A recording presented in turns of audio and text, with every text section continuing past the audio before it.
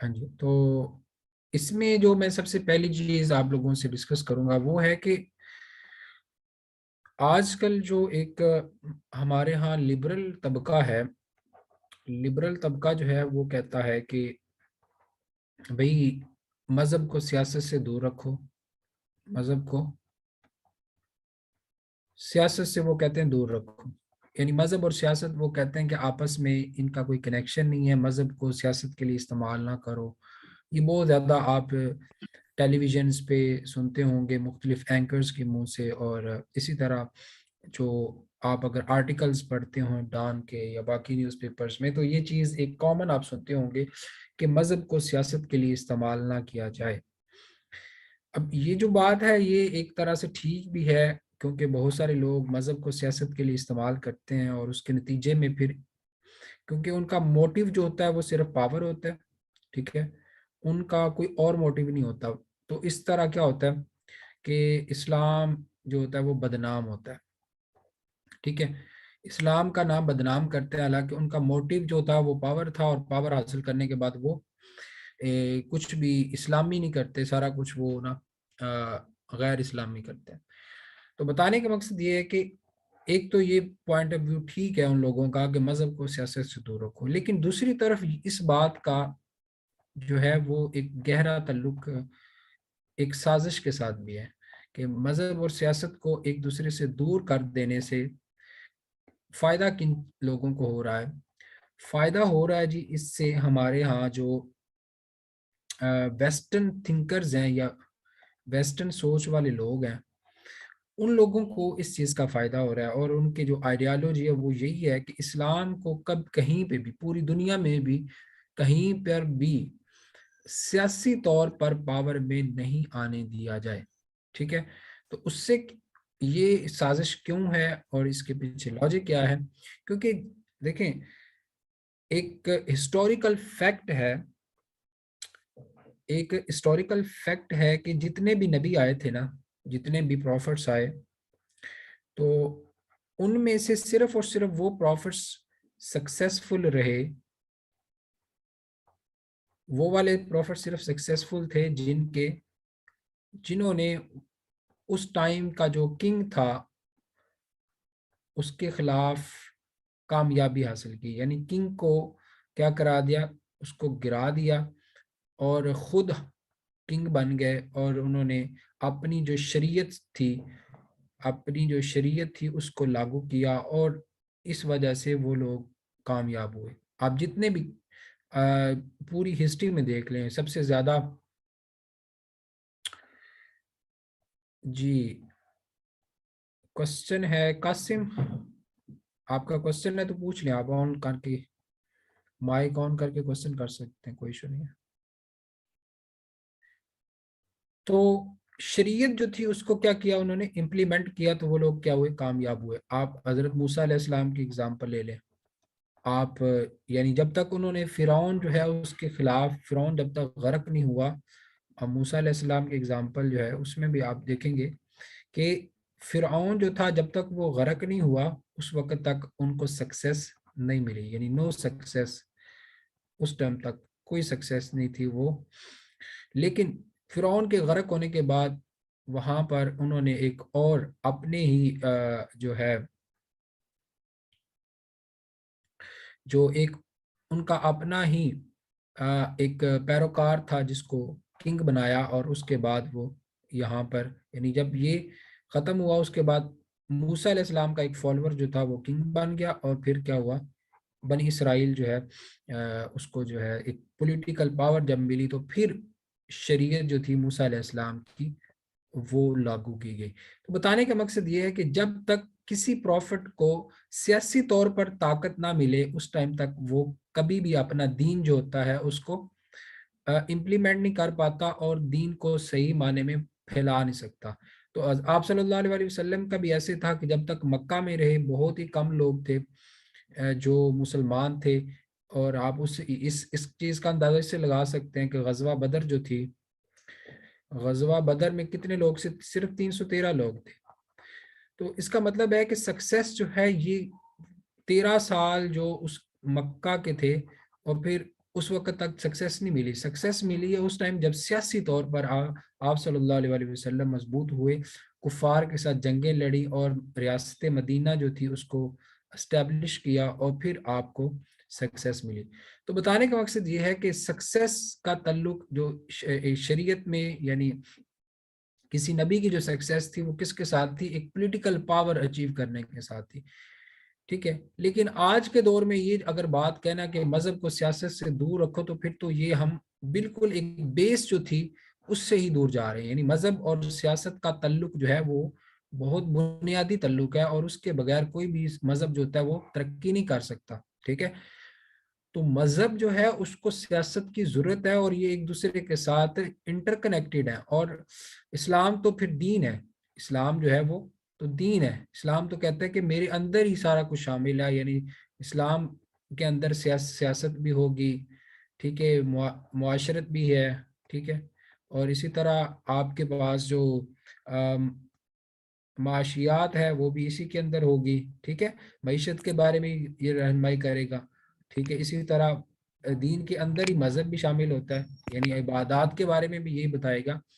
तो फिर अगर हम लोग इन लोगों की बात को मान लें कि सियासत को मजहब से दूर रखें, तो फिर तो इस्लाम का आने का मकसद, क्योंकि इस्लाम ने इन सारी चीज़ों पे गाइड किया हुआ है, तो फिर तो सिर्फ ये एक चीज़ रह जाएगी जिसको हम इम्प्लीमेंट करेंगे, सिर्फ जी 5 रुकन जो है उन पे अमल कर लें, यानी नमाज, रोज़ा, हज, ज़कात और कलमा जो है इन पे बस अमल करें, और बाकी सब कुछ भूल जाएं। कोई माइशत नहीं, कोई ज़कात देने की ज़रूरत नहीं है, कोई जो है वो माशरती इंसाफ कायम करने की ज़रूरत नहीं है, कोई जो है इस्लाम की शरीयत जो है उसको नाफज करने की ज़रूरत नहीं। तो अल्टीमेटली फिर इस्लाम के आने का मकसद जो है वो ही ख़त्म हो जाएगा। तो ये जो वेस्टर्न माइंड के लोग हैं वो ये चीज समझने से कासर है, जबकि हमें जो है इस चीज को अंडरस्टैंड करना है कि ये अगर हम लोग इतनी चीजें इम्प्लीमेंट नहीं करते, तो एक ये इतना हिस्सा इम्प्लीमेंट करने से कभी भी ना मुसलमान तरक्की करेंगे और ना ही इस्लाम तरक्की करेगा। ठीक है, तो यहाँ तक हम लोगों ने डिस्कस कर लिया, तो अब हम आगे चलते हैं कि हमारे पास इस्लाम जो है उसने बताया हुआ है, कुछ प्रिंसिपल्स दिए हुए हैं। इस्लाम ने पॉलिटिकल सिस्टम जो है उसके लिए कुछ प्रिंसिपल्स दिए हुए हैं। इस्लाम ने पॉलिटिकल सिस्टम को, इस्लाम ने पॉलिटिकल सिस्टम के लिए कुछ प्रिंसिपल्स दिए हुए हैं। तो हम लोग प्रिंसिपल्स पहले डिस्कस करते हैं कि वो प्रिंसिपल्स क्या है जो कुरान और हदीस में हमें मिले हुए हैं। Principles of Islamic political system, यानी ये तो हमने देख लिया कि इस्लाम को आप सियासत से दूर नहीं कर सकते। तो अब हम देखेंगे कि इस्लाम अगर ये ऐसे ही है तो फिर उसने कोई उसूल तो दिए होंगे ना, तो वह हम वो उसूल देखने लगे हैं। यानी इस्लामी सियासी निज़ाम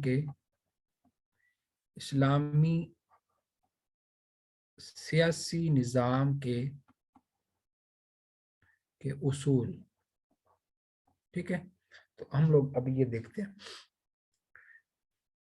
तो इसमें सबसे पहली जो चीज होती है ना, आपने ये पढ़ा होगा कि कोई भी स्टेट जो होती है, आपको पता है सियासत का ताल्लुक किससे है, स्टेट के साथ है।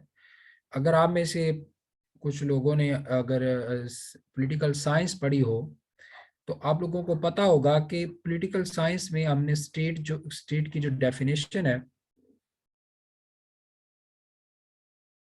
अब आपको आवाज नहीं आ रही नासिर? ये कोई और वजह से आपका मसला होगा, यहाँ से तो ठीक है, बाकी लोगों को आ रही आवाज।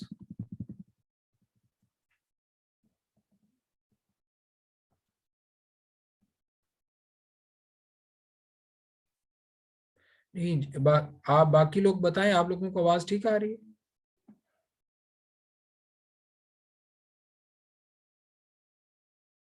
आप में से कोई और शख्स काइंडली बता दे कि मुझे आइडिया हो जाए। हाँ जी, बाकी लोगों की ठीक है आवाज, आपका इशू है। आप देखें आप के माइक वगैरह में मसला हो शायद। हाँ जी, तो स्टेट के जो हिस्से होते हैं उसमें हमने सबसे पहला देखा कि स्टेट जो होती है उसकी एक सॉवरेनिटी होती है। ठीक है, यानी हाकमियत आला उसके पास होती है। फिर स्टेट की जो दूसरी चीज होती है वो उसके पास एक गवर्नमेंट होती है। फिर क्या होता है, कोई टेरिटरी होगी। और इसी तरह जो चौथी चीज हमने पॉलिटिकल साइंस में देखी होगी आप लोगों ने, तो वो वो होती है कि स्टेट की आप जो होती है ना हमारे पास पॉपुलेशन एक होती है। तो ये चार चीजों से मिलकर स्टेट बनती है। तो इन्हीं को मद्देनजर रखते हुए इस्लाम के जो उसूल हैं उनको हम देखते हैं। तो सबसे पहला जो इस्लाम ने उसूल दिया हुआ है वो है हाकमियत हाकमियत आला का तसव्वुर। वो क्या है जी? हाकमियत आला का तसव्वुर। तो हाकमियत आला का जो तसव्वुर है, जैसे कि इसे हम बोलेंगे सोवरेनिटी, इंग्लिश में तो सोवरेनिटी होगा, और उर्दू वालों के लिए होगा हाकमियत आला।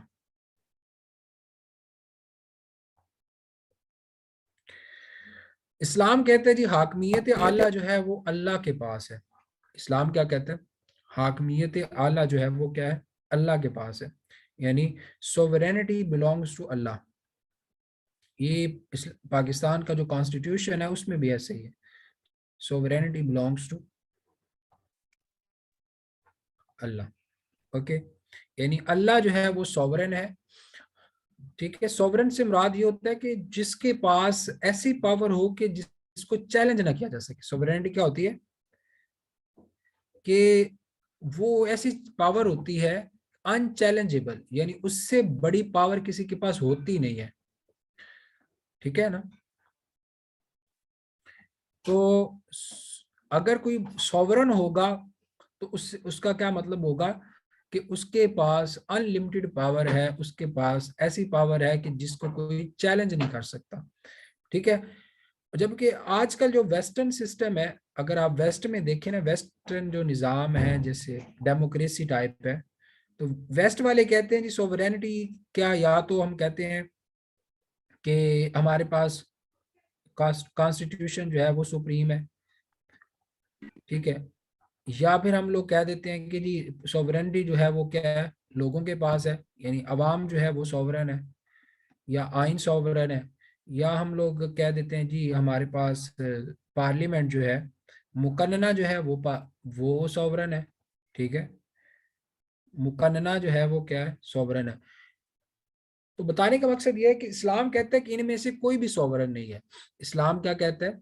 इस्लाम कहता है कि इनमें से कोई भी सॉवरन नहीं है, बल्कि सॉवरन कौन है? वो अल्लाह की जात है। तो ये बात इस्लाम कहता है। अब इसके लिए दलील क्या है? अल्लाह ताला कुरान मजीद में फरमाता है कि कुलिल्लाहुम्मा मालिकल मुल्क। क्या है जी? कुलिल्लाहुम्मा मालिकल मुल्क। तो उसका क्या मतलब है कि अल्लाह ताला फरमाता है कि जी अल्लाह ही है जो कि सोवरेनिटी का मालिक है। अल्लाह ही क्या है? सोवरेनिटी का मालिक है। इसकी दलील मैं देने लगा हूँ। अल्लाह ताला, अल्लाह से जिंदा होल कुरान के सूरा आल इमरान की 26 आया नंबर है, कुलिल्लाहुम्मा मालिकल मुल्क।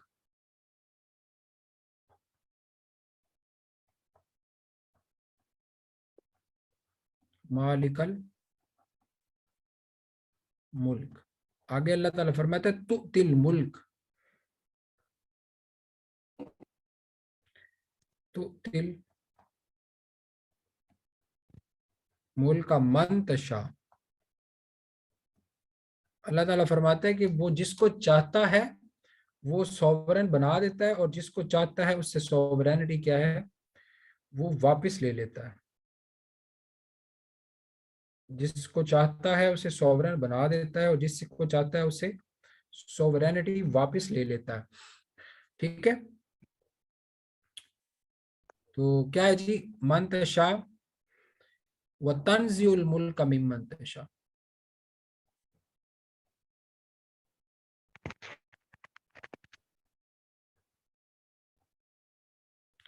मिम्मन तशा। ठीक है, तो अल्लाह ताला जो है वो फरमाता है, ये आय नंबर क्या है? ये मैंने बताया पहले भी, आले इमरान है आले इमरान आया नंबर 26। ठीक है, ट्रांसलेशन आपकी इसकी किसी भी जगह से लिख ले, वो कोई इशू नहीं होगा। तो बताने के यहाँ पे मकसद ये है कि अल्लाह ताला जो है वो कुलिल्लाहुम्मा मालिकल मुल्क, फरमा दीजिए कि अल्लाह जो है वो क्या है, सोवरेनिटी का मालिक है। यानी हाकमियत आला का कौन मालिक है, अल्लाह। और वो जिसको चाहता है वो सॉवरेनिटी देता है, और जिससे चाहता है वो वापस ले लेता है। तो बताने का मकसद ये है।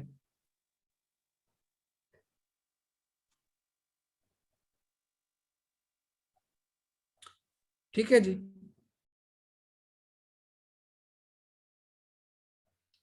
तो ये चीज होगी। अब हम इसका दूसरा उसूल देखते हैं। इस्लाम ने जो दूसरा प्रिंसिपल दिया हुआ है वो ये है कि अगर सोवरेन अल्लाह है तो फिर गवर्नमेंट कौन चलाएगा। जैसे मैंने ये पहले यहाँ पे बताया कि एक तो सोवरेनिटी होगी और दूसरी क्या चीज होगी, गवर्नमेंट। अब गवर्नमेंट फिर कौन होगी, गवर्नमेंट जो होगी फिर वो हम इस्लामी निज़ाम में वो उसे हम देंगे, उसको नाम दिया जाता है वाइसरेंसी ऑफ अल्लाह, या वाइसरेंसी, सॉरी, वाइसरेंसी ऑफ, वाइसरेंसी। ये एक मैं इसके बारे में बताता हूँ कि ये टर्म आई कहाँ से है। वाइसरेंसी ऑफ मैन, वाइसरेंट क्या होता है, नायब को बोलते हैं। वाइ क्या बोलते हैं, नायब को। ठीक है, तो उर्दू में इससे बोल लेंगे, उर्दू में इसको लिखते हैं नयाबत इंसानियत, नयाबत इंसानी। क्या इसे लिखते हैं, नियाबत इंसानी।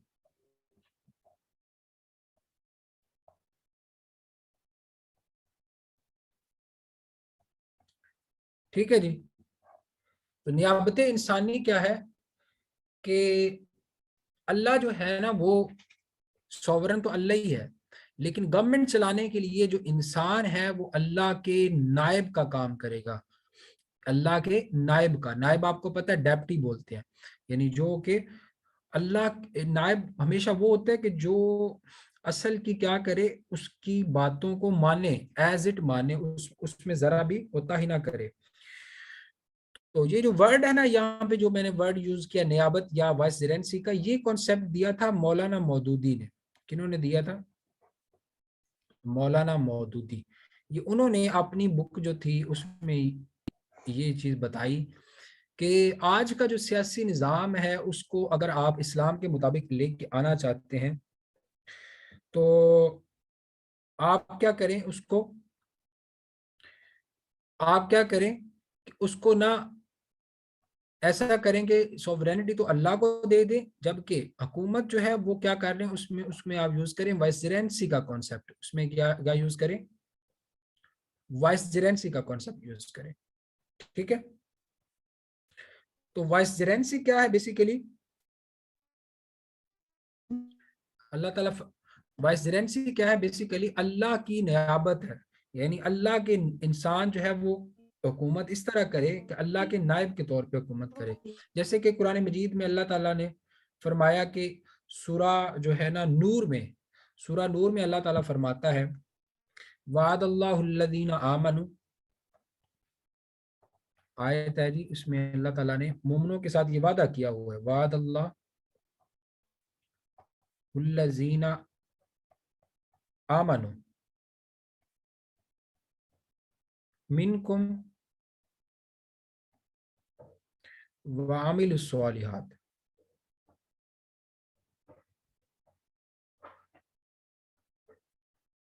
ठीक है, तो अल्लाह ताला फरमाता है कि वो मोमिनों के साथ अल्लाह का वादा है कि अगर वो अच्छे अमल करेंगे, ईमान लाएंगे और अच्छे अमल करेंगे, तो फिर अल्लाह क्या करेगा, लयस्तखलिफन्नहुम, उनको खिलाफत देगा।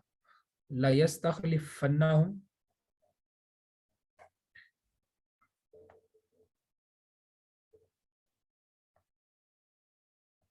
ठीक है। तो अल्लाह ताला फरमाता है कि उनको मोमिनों को फिर वो क्या देगा, खिलाफत देगा फिल अर्ज, वो जमीन में उन लोगों को खिलाफत देगा। ये कौन सी आयत है जी, सूरह अल नूर है और आयत नंबर है 55। ठीक है, तो अल्लाह ताला क्या करेगा, अगर मोमन जो है, यानी जो लोग ईमान लेके आएंगे ना, वो लोग जो ईमान लेके आएंगे और फिर अच्छे अमल भी करेंगे तो उनके लिए क्या है, ज़मीन में अल्लाह उनको खिलाफत देगा। तो मौलाना मौदूदी ने यहीं से ये चीज़ ली। खिलाफत से मुराद भी क्या होता है, नायब होना, नयाबत होना। खिलाफत क्या होती है, नयाबत को बोलते हैं। तो वाइसरेंसी ऑफ मैन या नियाबत इंसानी जो है, उसके तहत फिर क्या होगा, गवर्नमेंट चलाई जाएगी। क्योंकि अल्लाह ताला जमीन पे आके तो हुकूमत नहीं चलाएगा, तो हुकूमत फिर कौन चलाएगा, एक अल्लाह का नुमाइंदा चलाएगा, नयाबत होगा, यानी अल्लाह का नायब होगा, उसे हम बोले।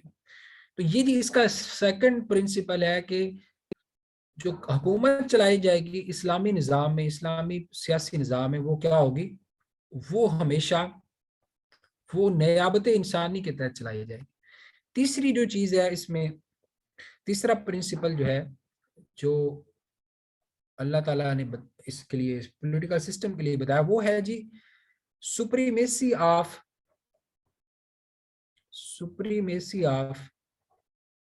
Islamic law. इस्लामिक लॉ यानी इस्लाम का जो, यानी जो शरीयत है उसकी सुप्रीमेसी।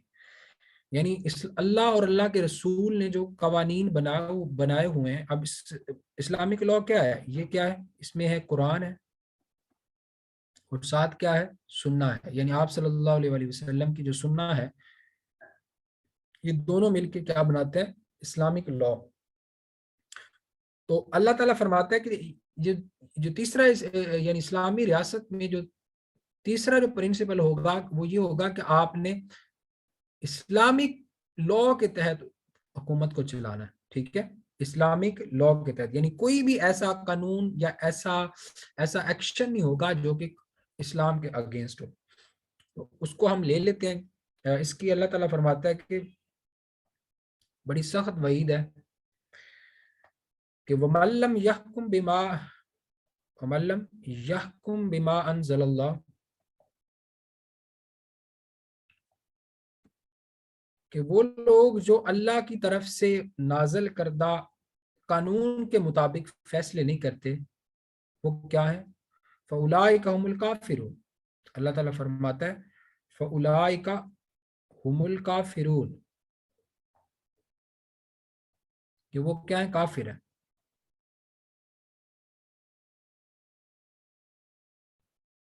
तो काफिर कौन लोग होंगे, अल्लाह ताला फरमाता है कि अगर उनको हुकूमत दी जाएगी तो वो क्या करेंगे, वो अल्लाह की तरफ से नाजल करदा कवानीन के मुताबिक क्या करेंगे, फैसले नहीं करेंगे। तो आज फिर आप अंदाजा लगा लें कि पाकिस्तान में या हम बाकी जो इस्लामी रियासतें हैं, वहां पर जो अल्लाह के कानून के मुताबिक जो हुक्मरान फैसले नहीं कर रहे, तो उनके उनका फिर क्या नतीजा होगा कि अल्लाह की जो नाजल करदा वही यानी कवानीन है, उनके अगेंस्ट से आके फैसले, जैसे पाकिस्तान में अब सूद जो है उसका कारोबार होता है। ठीक है, यहाँ पर बहुत सारी ऐसी सजाएं हैं जो कि इस्लाम में मना है, वो दी जाती हैं। इसी तरह पाकिस्तान में बहुत सारे ऐसे कवानीन हैं जो कि सरासर इस्लाम के अगेंस्ट हैं। तो वो सारा कुछ जब मिलता है तो ये इस्लामी शरीयत जो है उसके अगेंस्ट चला जाता है। तो इस वजह से बताने का ये तीसरा उसूल बताने का मकसद ये है कि कोई भी इस्लामी रियासत जो चाहती है कि इस्लाम के प्रिंसिपल भी आए, तो उसको सबसे पहले ये चीज पे भी गौर करना चाहिए कि वो कवानीन जो है क्या वो इस्लाम वाले यूज कर रहे हैं या नहीं कर रहे। ठीक है, अच्छा जी, चौथा प्रिंसिपल जो है वो है जी कंसल्टेशन। वो क्या है, कंसल्टेशन। कंसल्टेशन क्या होती है, जिसे हम शूराई निज़ाम कह सकते हैं। शूराई निज़ाम यानी निज़ाम शूरा जो होगा ना, वो इसके लिए ज़रूरी है। यानी फैसले जो होंगे वो कैसे किए जाएंगे, वो बाहमी मशावरत के ज़रिए फैसले किए जाएंगे। यानी ऐसा नहीं होगा कि एक हुक्मरान है तो वो खुद ही फैसले करता रहे। एक तो ये है ना कि फैसले अल्लाह ने जो कुरान और हदीस में दिए हुए हैं वाज़िह कानून, एक तो फैसले उसके मुताबिक होंगे। कुछ ऐसे फैसले होते हैं कि जिनका इस्लाम ने कोई वाज़िह हुक्म नहीं दिया होता था, उनके लिए क्या करना पड़ेगा, हमें हमें मशावरत करनी पड़ेगी। तो मशावरत के लिए क्या होगा, एक शूरा होगी हाकम की, उसके अंदर वो मशवरा करेगा और फिर वो फैसला करेगा। ठीक है, तो ये बताने का इसमें मकसद है। तो इसके लिए अल्लाह ताला फरमाता है कि अमरुहुम शूरा बैनहुम, यानी उन लोगों के फैसले जो है ना, अमरुहुम शूरा बैनहुम, कि उन लोगों के फैसले जो हैं वो, यानी ये मोमिनों की अल्लाह ताला ने निशानी बताई है कि मोमिन वो होंगे जिनके फैसले जो हैं वो क्या है, वो कंसल्टेशन के थ्रू किए जाएंगे। ये जी आयत है सूरह अशूरा जो है ना, उसकी आयत नंबर है 38। ठीक है, इसमें अल्लाह ताला ये बात फरमाता है। हाँ जी, मैंने समरी लिख दिया आयत नंबर। तो ये जी इसका फोर्थ प्रिंसिपल जो था इस्लाम के सियासी निज़ाम का। इस्लाम का जो अगर नेक्स्ट प्रिंसिपल है इस्लामी सियासी निज़ाम का, वो है कि इसमें जो नमाज का, ज़कात का और अमर बिल मारूफ का निज़ाम कायम किया जाएगा। यानी इस्लामी रियासत जो होगी वो क्या करेगी, एस्टेब्लिशिंग ऑफ सिस्टम ऑफ सलात, यानी नमाज का, देन आ जाएगा ज़कात का निज़ाम होगा, और फिर इसी तरह एंड enjoining good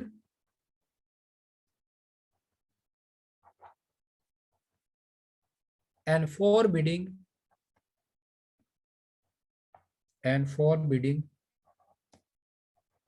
evil। जबकि इसमें ऐसे होगा कि यानी तीन तीन निज़ाम कायम होंगे, एक नमाज के लिए होगा, एक ज़कात के लिए, और एक अमर बिल मारूफ के लिए। यानी क्या है जी, नमाज, ज़कात और अमर बिल मारूफ,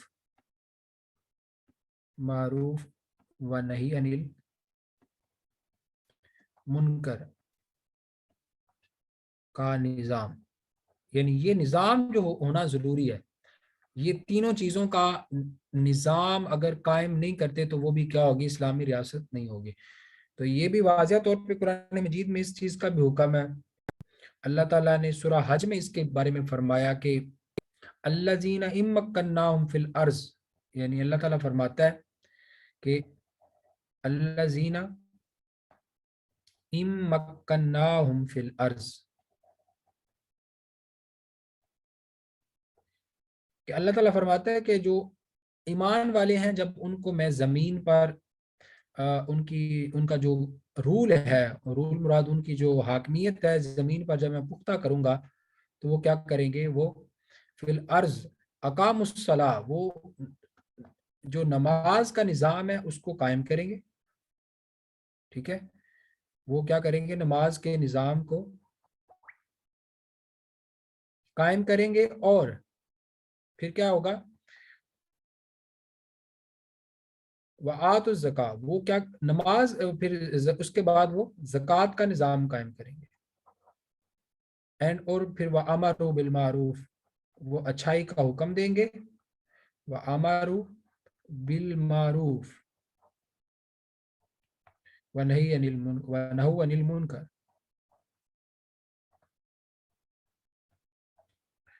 ये चीज जो है ना वो करेंगे। इसकी मैंने आयत नंबर बता, तर्जमा आप लोगों ने खुद किसी भी जगह से निकाल लेना है। मैं वैसे आपको एक ऐप बता भी देता हूँ, आप वहां से ले लें तो ज्यादा बेहतर है। तो इसमें है 41, एक ऐप है जी ग्लोरियस कुरान के नाम से, ग्लोरियस कुरान। यहाँ से आप ये तर्जमा जो है ना वो ले सकते हैं। ठीक है, तो बताने का मकसद ये है कि ये जो 5 प्रिंसिपल्स हैं अभी तक जो हमने बयान किए हैं, इन 5 प्रिंसिपल के तहत एक इस्लामी निज़ाम निज़ाम बनेगा। अब अगर ये 5 प्रिंसिपल हमने डिस्कस कर ली जो कुरान और हदीस में है, तो अब हम देखते हैं कि भाई अगर आज का जो पाकिस्तान का निज़ाम आप ले लें या किसी भी डेमोक्रेसी का निज़ाम ले लें, उसको अगर इस्लाम के मुताबिक करना हो तो कैसे किया जाए, यानी मॉडर्न टाइम्स में इन प्रिंसिपल्स को कैसे इम्प्लीमेंट किया जाए। अब हमारा नेक्स्ट टॉपिक ये आ जाता है। ठीक है, तो implementation of principles of Islamic political system.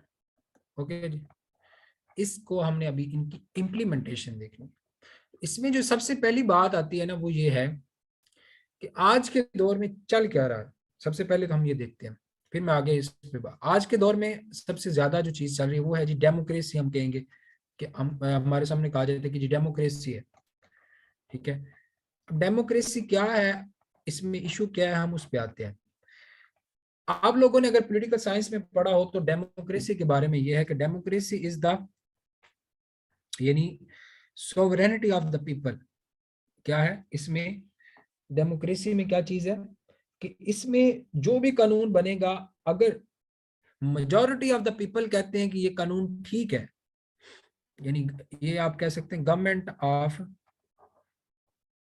Majority, अगर मेजॉरिटी ऑफ द पीपल कह दें कि ये ठीक, कोई काम कोई भी कानून जो है वो ठीक है, मेजॉरिटी अगर कह देती है, तो फिर क्या होगा, उसको कानून बना दिया जाएगा।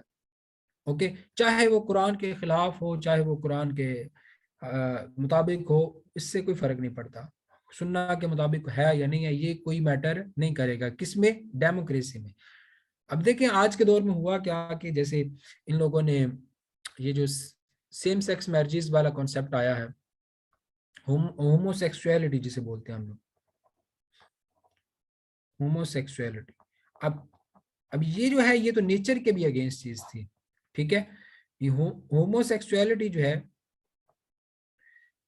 ये क्या है, नेचर के भी अगेंस्ट है। लेकिन क्या हुआ कि मेजॉरिटी ने कहा कि हमें ये चाहिए, तो उन्होंने अलाउ कर दी। जबकि इस्लाम ऐसा नहीं कहता। इस्लाम कहते हैं भी मेजॉरिटी तो गलत भी हो सकती है। अब देख लें होमोसेक्सुअलिटी जो है ये एक इंसान की नेचर के अगेंस्ट है, तो वो लोग क्या कर रहे हैं, उन्होंने अलाउ कर दिया। इसके अलावा बहुत सारी ऐसी चीजें हैं कि जो उनकी यानी बेसिक नेचर के अगेंस्ट है, लेकिन मेजॉरिटी ने मान डिमांड की और उन्होंने कानून बना दिया। इस्लाम कहते हैं कि मेजॉरिटी गलत हो सकती है, सब कुछ गलत हो सकता है, लेकिन जो प्रिंसिपल, बेसिक प्रिंसिपल अल्लाह और अल्लाह के रसूल ने दिए हैं वो गलत नहीं हो सकते। इस वजह से डेमोक्रेसी जो है वो इस्लाम के मुताबिक नहीं है। डेमोक्रेसी जो है, बहुत सारे आपने लोगों को यहाँ पे सुना होगा वो कहते थे जी डेमो इस्लाम सबसे बड़ा डेमोक्रेट यानी डेमोक्रेसी का जो है ना वो अलम बरदार है। हालांकि ऐसा नहीं है। इस्लाम ने डेमोक्रेसी जो है उसको उन उन हिस्सों के लिए तो रखा हुआ है। अब मैंने जैसे शुरू में बताया ना कि दो तरह की चीजें होती हैं, एक है कुरान और सुन्ना, यानी अगर कोई चीज कुरान और सुन्ना में आ गई है उसको तो उसके मुताबिक ही होगा। और एक और चीज आ जाती है कि जिसपे कुरान और सुन्ना जो है वो क्या है, साइलेंट है। कुरान और सुन्ना क्या है, साइलेंट है। तो जिन चीजों पे कुरान और सुन्ना खामोश हो उन पे तो आप डेमोक्रेसी लगा सकते हैं, डेमोक्रेसी लगा लेंगे, यानी वहां पर लोगों की राय जो है वो लेकर आप कानून बना लें।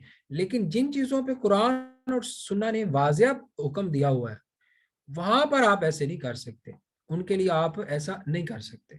तो बताने का मकसद ये है कि डेमोक्रेसी जो है वो इस्लाम के अ, उसका एक हिस्सा इस्लाम के मुताबिक है और एक हिस्सा उसका इस्लाम के अगेंस्ट है। तो हम लोगों ने अब कुछ ऐसा निज़ाम हमारे पास होना चाहिए कि जिसमें यानी डेमोक्रेसी को कुछ इस तरह से मॉडिफाई किया जाए कि कुरान और सुन्ना जो है ना, ठीक, कोई भी कानून उसके अगेंस्ट ना बने। बाकी सारा कुछ जो है, बाकी ऐसी चीजें जिन पे कुरान और सुन्ना खामोश, उस पे हम लोग डेमोक्रेसी लगा लें। तो हम अब उसकी तरफ आते हैं। तो उसके लिए जो एक टर्म बनाई थी, ये भी अगेन मौलाना मदूदी जो है उन्होंने बनाई है। तो उन्होंने कॉन्सेप्ट दिया था थियो डेमोक्रेसी का, थियो डेमोक्रेसी,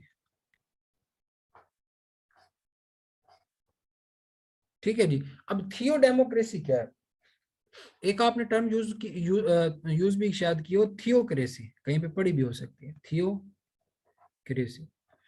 थियोक्रेसी ये होती है कि आपके पास जो, इसको उर्दू में बोला जाता है मुल्लायत, ठीक है। इससे मिलना जाता है मुल्लाहियत।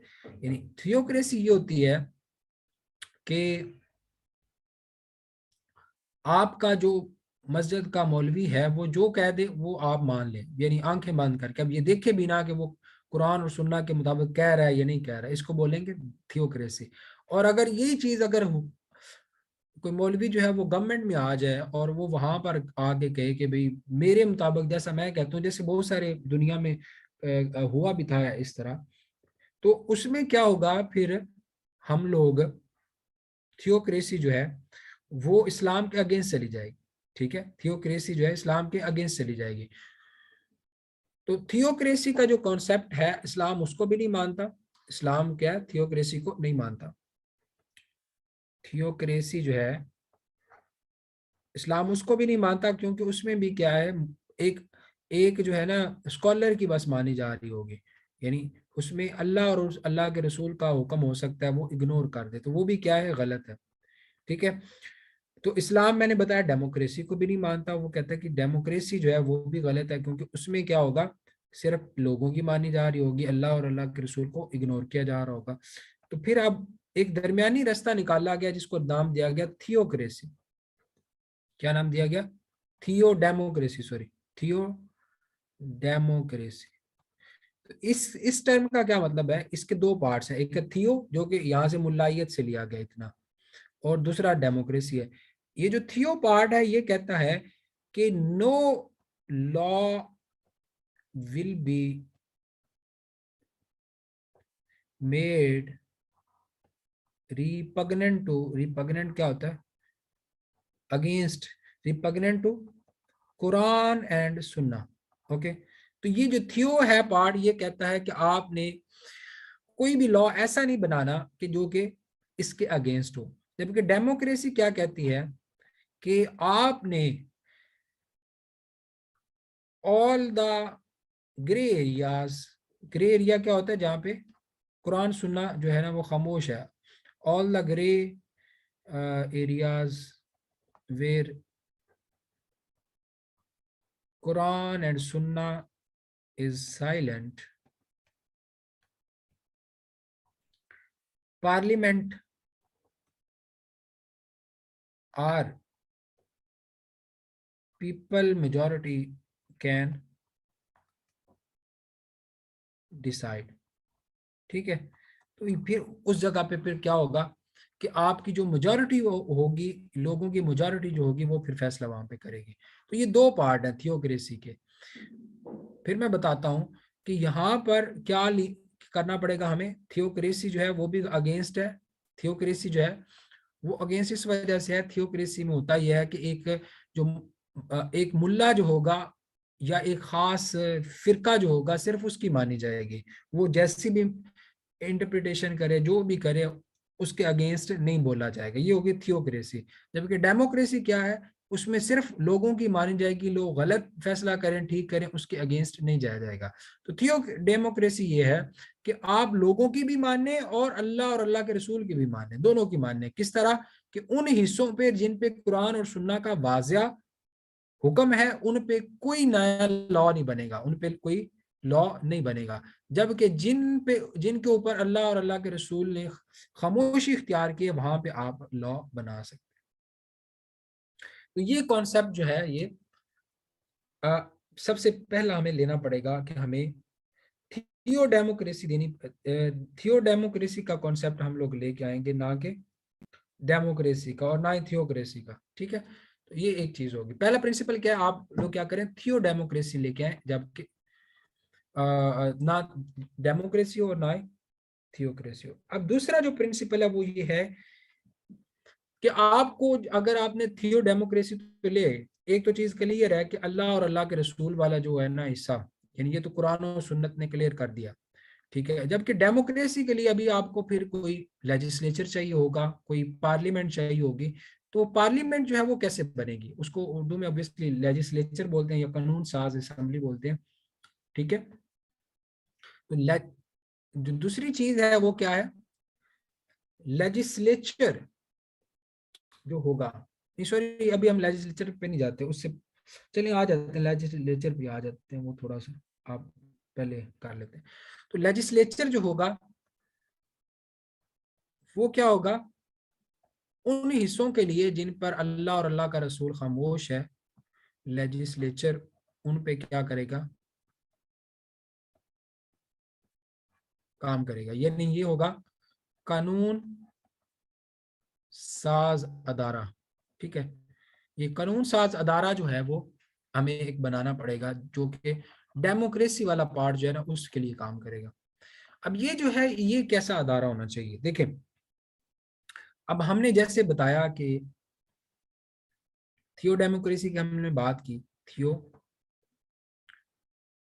डेमोक्रेसी, इसी चीज को लेते हुए ना अदारे भी दो हम बनाएंगे। लेजिस्लेचर कितने होंगे हमारे पास, कानून साज अदारे, कानून साज अदारा अदारे जो होंगे वो कितने होंगे, दो। ठीक है, एक को हम कह सकते हैं अवाने बाला या अपर हाउस, उर्दू इंग्लिश में बोलेंगे अपर हाउस। इसी तरह एक होगा अवाने जेरी, अवाने जेरी, अवाने जेरी जो है उसको बोलते हैं इंग्लिश में लोअर हाउस। ये आपने सारी चीजें पॉलिटिकल साइंस में पढ़ी होंगी। अब बताने का मकसद ये है कि यहाँ पर ये हमने दो हाउस बना लिए, तो इनमें क्या किया जाएगा, जैसे यहाँ पे मैंने बताया कि एक पार्ट क्या है, थियो का है और एक है डेमोक्रेसी का। तो ये जो अपर पार्ट होगा, अपर हाउस जो होगा सॉरी, इसमें क्या किया जाएगा, इज्तिहाद किया जाएगा। क्या किया जाएगा, इज्तिहाद, क्योंकि इस्लाम जो है वो जो इस्लाम में जो फैसले होते हैं वो या कुरान और सुन्नत के मुताबिक होते हैं या फिर किसके साथ किए जाते हैं, इज्तिहाद के जरिए किए जाते हैं।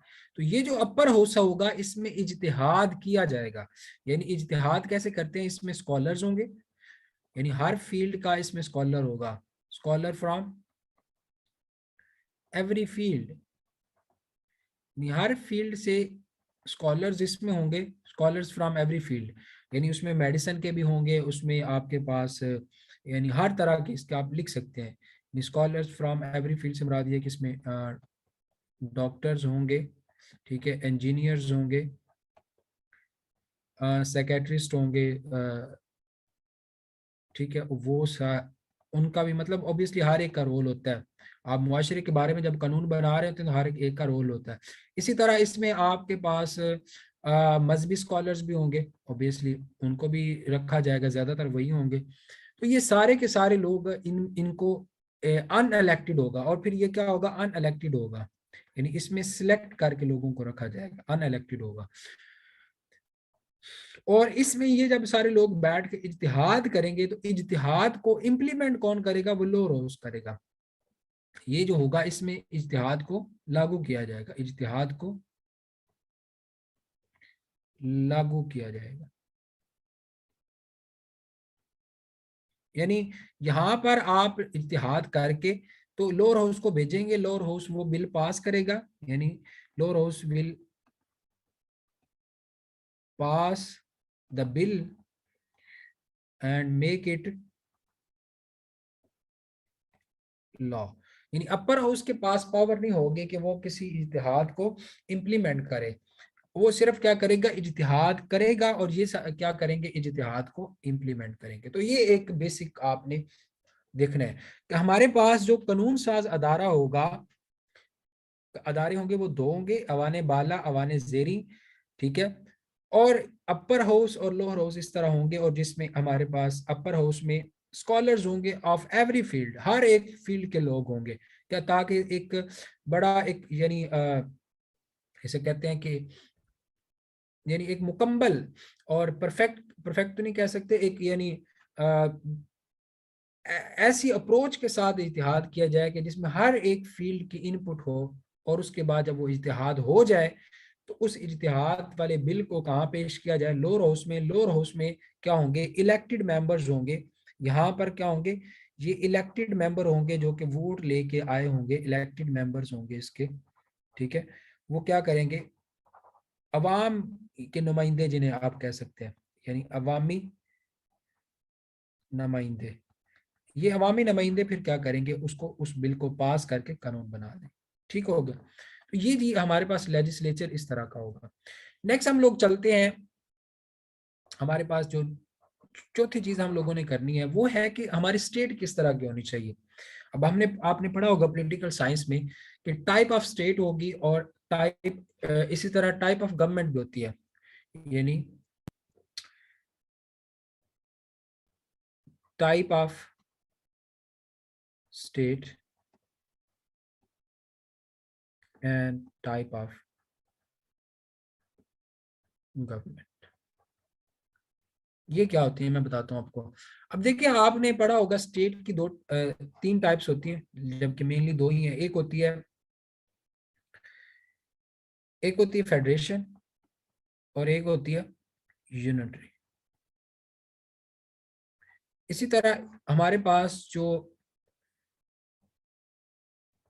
गवर्नमेंट की टाइप्स होती हैं वो भी दो हैं। एक होती है पार्लियामेंट्री गवर्नमेंट, इसी तरह एक होती है हमारे पास presidential presidential form of government. तो इसे बोलते हैं president form of government.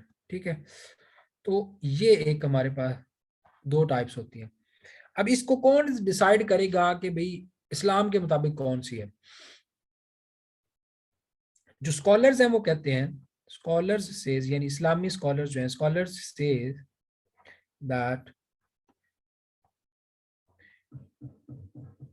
Any type of state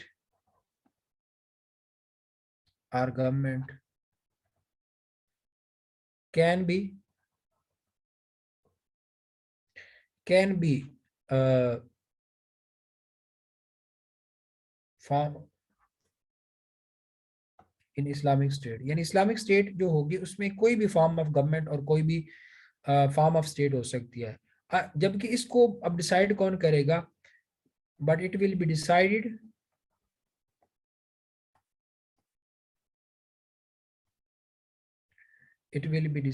by the legislature, यानी जो कानून साज अदारा है हमारे पास वो इस चीज को डिसाइड करेगा कि कौन सी फॉर्म ऑफ गवर्नमेंट होनी चाहिए। ठीक है, कौन डिसाइड करेगा? बाय द लेजिस्लेचर, यानी आपका जो लेजिस्लेचर है वो इस चीज को डिसाइड करेगा। बस ये इतनी सी बात है। ओके जी, तो हमारे पास जो लेजिस्लेचर, जैसे हमने ऊपर डिसाइड किया बताया, तो लेजिस्लेचर में जो हमारा इज्तिहाद वाले हैं वो क्या करेंगे? वो इत्तेहाद करेंगे किसी एक पर कि कौन सी हमने गम state of type of state रखनी है, यानी रियासत की कौन सी किस्म होनी चाहिए, वफाकी रियासत आपने रखनी है या आपने यूनिटरी जो स्टेट रियासत है वो रखनी है। और फिर टाइप ऑफ गवर्नमेंट में आपके पास पार्लियामेंट्री होनी चाहिए या प्रेसिडेंशियल होनी चाहिए। तो ये कौन डिसाइड करेगा? ये हमारे पास वो इज्तिहाद वाला यानी अपर हाउस डिसाइड करके फिर वो भेज देगा लोअर हाउस का, लोअर हाउस क्या कर देगा उसको, उसके ऊपर यानी उस बिल को पास करके वो वाली फॉर्म इंप्लीमेंट करा देगा। तो यानी इससे इस्लाम इसमें से किसी टाइप का कोई इशू नहीं है। सिर्फ और सिर्फ क्या हो, अवाम जो चाहती है इसमें वो कर ले, यानी ये वो वाला पार्ट है जो कि डेमोक्रेसी का पार्ट है। ठीक है, तो इसको उसी तरह डेमोक्रेटिकली ही इसको सॉल्व किया जाएगा। अब हम आगे मूव करते हैं। नेक्स्ट हमारे पास चीज आती है कि एक, अब गवर्नमेंट कौन करेगा? जैसे हमने पहले बताया ना, ये हमारे पास अभी फोर्थ है, पीछे मैंने गलती से 3-4 लिख दिया। तो गवर्नमेंट कौन करेगा? तो गवर्नमेंट जो होगी वो की जाएगी पॉपुलर वाइसरेंट जो होगा वो गवर्नमेंट करेगा, पॉपुलर वाइसरेंट। यानी अवाम अवाम में जो सबसे पॉपुलर होगा ना नायब, ठीक है, जिसको हम खलीफा कहते हैं, ठीक है, वो गवर्नमेंट करेगा। हम यहाँ पे, जबकि वेस्ट में इस वाले क्या कहते हैं? वेस्ट वाले कहते हैं इसको पॉपुलर सॉवरन वर्ड यूज करते हैं, पॉपुलर सॉवरन। तो ये जो पॉपुलर वाइसरेंट होगा ये कौन होगा? ये डायरेक्टली अवाम से वोट लेके आया होगा, डायरेक्टली इलेक्टेड बाय पीपल। यानी डायरेक्टली जो है ये लोगों से वोट लेके आया होगा। ओके, जबकि ये भी तो डायरेक्टली वोट ही लेके आया होता है, दोनों में फर्क क्या है फिर? ये भी तो डायरेक्टली वोट ही लेके आया होता है। तो इसमें और इसमें फर्क ये है, पॉपुलर, ये मैंने पहले भी बताया, ये जो होगा ये सॉवरन है और इसमें ये पॉपुलर सॉवरन है, तो ये क्या करेगा, जैसे अवाम ने कहा है वो वैसा ही करेगा। ठीक है, लेकिन ये जो होगा ये वैसे करेगा, अवाम कुछ मामला जिन पे अल्लाह और रसूल जो है वो वाज़ेह हुक्म दिया हुआ है उसके अगेंस्ट जाके कभी भी अवाम के हक में कोई काम नहीं करेगा। यानी इसका कोई भी एक्शन जो अवाम की फलाह के लिए होगा उसमें वो इस चीज को भी मद्देनजर रखेगा क्या कि अल्लाह राजी है, यानी या अल्लाह और अल्लाह के रसूल का कोई कानून तो नहीं मैं तोड़ रहा। तो ये चीज ये मद्देनजर रखेगा पॉपुलर वाइसरेंट जो होगा। ठीक है, तो पॉपुलर सॉवरन जो है ये वेस्टर्न कॉन्सेप्ट है, ये इस्लाम के अगेंस्ट है, तो हम लोग क्या यूज करेंगे, पॉपुलर वाइसरेंट। ठीक है, इसकी जगह आप कह सकते हैं कि मकबूल खलीफा, कह सकते अवाम में मकबूल खलीफा आप वर्ड यूज कर सकते हैं इसके लिए ना।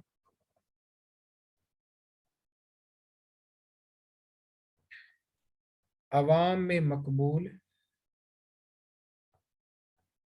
खलीफा या नायब वर्ड, तो ये नायब होगा जो कि यहाँ पे काम करेगा। अंडरस्टैंड? तो ये भी हमने गवर्नमेंट की भी बात कर ली। अब हम आते हैं जो हमारा नेक्स्ट पॉइंट है वो है कि अब ये जो हम बार बार बात कर रहे हैं कि कोई भी कानून जो होगा वो कोई भी एक्शन जो होगा वो हमारे पास अल्लाह और अल्लाह के रसूल के बताए हुए उसूलों के अगेंस्ट नहीं होगा। इस चीज को देखेगा कौन, यानी हु विल सी कि ये कानून जो है वो अ, जो है अल्लाह और अल्लाह के रसूल के बताए हुए कवानीन के अगेंस्ट है या नहीं है, तो उसको कौन डिसाइड करेगा, वो जी डिसाइड करेगा सुपीरियर जुडिशरी। सुपीरियर जुडिशरी जो है वो डिसाइड करेगी कि इसमें जो है कौन सा कानून अल्लाह और अल्लाह के रसूल के बताए हुए उसूलों के अगेंस्ट है और कौन सा नहीं है। ठीक है, decide whether a law is against Sharia or not, whether a law is against Sharia or not. Okay, यानी ये सुपीरियर जुडिशरी जो है वो डिसाइड करेगी। तो यहाँ पर सुपीरियर जुडिशरी से क्या मुराद है, हमारे यहाँ जो यानी आला अदलिया, इंग्लिश उर्दू में अगर आप लिखना चाहें ना, यानी आला अदलिया, अदलिया इस बात का फैसला करेगी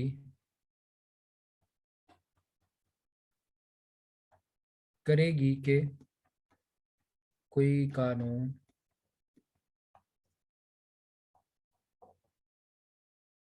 शरीयत के मुताबिक है या नहीं। ओके, ये चीज अल अदलिया पे हम लोग छोड़ेंगे। ओके, ये इस्लामी रियासत का यानी आज के दौर में जैसे हम लोग ये देखते होते हैं ना कि जैसे आपने देखा होगा कि बाज़ का कानून यानी पार्लियामेंट जो है वो कोई कानून बनाती है, तो पार्लियामेंट ने कोई कानून बनाया, तो अब ये पार्लियामेंट का कानून जो होता है इसको चैलेंज किया जाता है सुप्रीम कोर्ट में। सुप्रीम कोर्ट में चैलेंज किया जाता है कि भाई वो कहते हैं कि ये आइन के अगेंस्ट है, क्या कहते हैं कि ये कॉन्स्टिट्यूशन के अगेंस्ट है।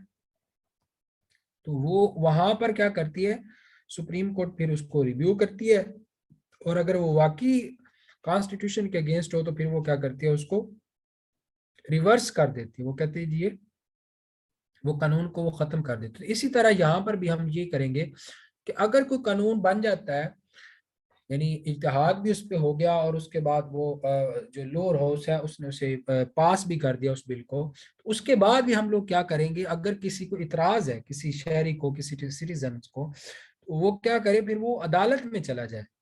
ठीक है, अदालत में जाके उसको चैलेंज कर सकते हैं, तो ये हम उसे चैलेंज करने का भी एक ऑप्शन दे रहे हैं। हाँ जी, छठा जो है वो हमारे पास जो इसका हम काम करेंगे वो है जी नेशनैलिटी के हवाले से। यानी इस्लामी रियासत में जो नेशनैलिटी होगी वो किसके पास होगी, नेशनैलिटी। तो नेशनैलिटी का कॉन्सेप्ट कुछ इस्लाम में इस तरह से है कि जो मुसलमान होता है ना, मुस्लिम, यानी मुस्लिम जो है वो, उसको बोला जाता है मुकम्मल शहरी, ठीक है। जबकि नॉन मुस्लिम जो है, मुकम्मल शहरी को इंग्लिश में लिखते हैं first citizen, first citizen.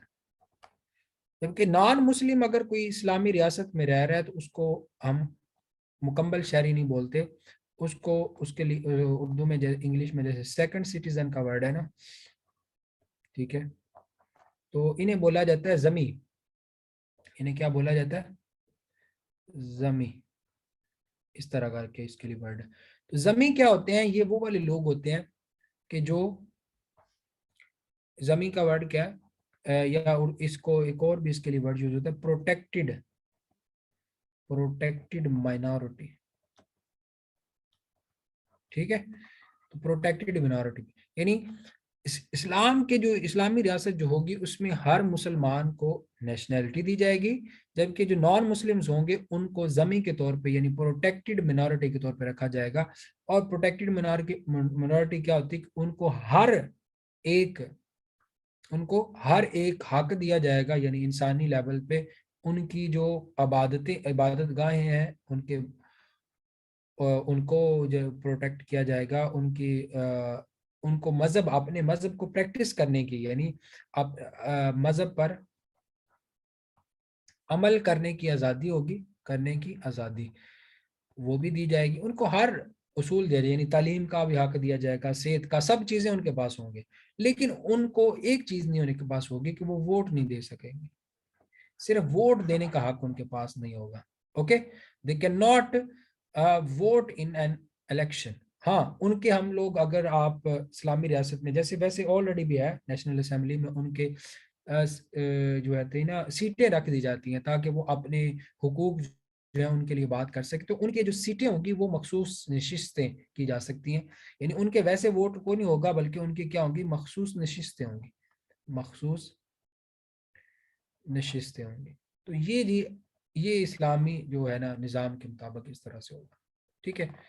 Next आ जाती पॉलिटिकल पार्टीज का कॉन्सेप्ट। क्या इस्लाम में पॉलिटिकल पार्टीज अलाउड हैं या नहीं है? तो इसके लिए जो है ना, जामियातुल अज़हर, मिस्र की जो जामियातुल, ये इस्लाम मिस्र में है, हाँ मिस्र में, ओके, कायरा में ही है। तो ये मिस्र की जो बहुत बड़ी यूनिवर्सिटी है, अल अज़हर यूनिवर्सिटी, इनके एक मुफ्ती थे, उन्होंने इस पे फतवा दिया था कि भी ये जो है ना अलाउड है, यानी political parties are allowed in Islam. लेकिन एक कंडीशन भी है। कंडीशन ये है कि अगर कोई पॉलिटिकल पार्टी जो है ना, जब आपको पता है जब भी ये एक मैनिफेस्टो देते होते हैं इलेक्शन से पहले, मैनिफेस्टो का आपको पता होगा, मैनिफेस्टो क्या होता है वो, उर्दू में से पता नहीं क्या बोलते हैं, हाँ जी, मेरे माइंड में नहीं है। मैनिफेस्टो ये होता है कि वो इलेक्शन से पहले अवाम के साथ कुछ वादे करते हैं कि हम लोग जब हुकूमत में आए तो हम ये करेंगे, ठीक है। तो अगर कोई पॉलिटिकल पार्टी अपनी मैनिफेस्टो के अगेंस्ट जाए, अगेंस्ट मैनिफेस्टो जाने लगे, तो उसको क्या चाहिए कि वो अगेंस्ट जाने से पहले सबसे क्या करे, यानी वो वादा उसने, क्योंकि वादा होता है, तो मैनिफेस्टो के अगेंस्ट जाना क्या है, वादा खिलाफी हो जाएगा। उस केस में फिर क्या करे वो रिजाइन करे, यानी अगेंस्ट जाने से पहले वो क्या करे, रिजाइन करे, दोबारा दोबारा आवाम के पास आए, यानी दोबारा वोट ले, दोबारा आए, और फिर जो है ना वो अपना यानी अवाम को बताए कि अभी हम लोग ये काम करने लगे हैं, तो दोबारा जो है ना वो रिजाइन करके दोबारा इलेक्शन में आए, और फिर जाके वो कुछ कर सकते हैं। तो ये इस तरह से पॉलिटिकल पार्टीज जो हैं वो भी इस्लामी रियासत में फ़र्क कर सकते हैं, ठीक हो गया। तो ये जी हमारा यहाँ तक पॉलिटिकल सिस्टम ऑफ इस्लाम जो है उसको अगर इम्प्लीमेंट हम करना चाहें तो हम लोग इस तरह कर सकते हैं। शुरू में मैं जब बता रहा था तो मुझे एक शेर याद आ गया, मेरा अभी दिल कर रहा है वो भी आप लोगों को बता दूं। शुरू में मैंने बताया कि मजहब को सियासत से हम लोग अलग अलग नहीं कर सकते, तो उस पे एक इलामा इकबाल का बड़ा प्यारा शेर है कि जलाले पादशाही हो, शेर क्या है, जलाले पादशाही हो कि जमहूरी तमाशा हो, कि जमहूरी तमाशा हो, जुदा हो दी सियासत से, जुदा हो दी सियासत से तो रह जाती है चंगेजी। ओके, यानी वो कह रहे हैं कि आपके पास अगर बादशाही निज़ाम है या जमहूरी निज़ाम है, अगर आप दीन को सियासत से दूर कर देंगे ना तो बाकी क्या रह जाएगी। वो चंगेज़ खान ने जो कुछ जुल्म किया था और हलाकू खान ने बाद में जो कुछ किया, फिर वही रह जाएगा, बाकी निज़ाम नज़ूम कुछ भी नहीं होगा। तो वही हमारे यहाँ आज भी चल रहा है। पूरी दुनिया में जो जुल्म हो रहे हैं वो इसी वजह से हो रहे हैं, क्योंकि मज़हब को जो है ना वो सियासत से दूर किया जा रहा है और अल्टीमेटली लोग जो है वो तबाही कर रहे हैं।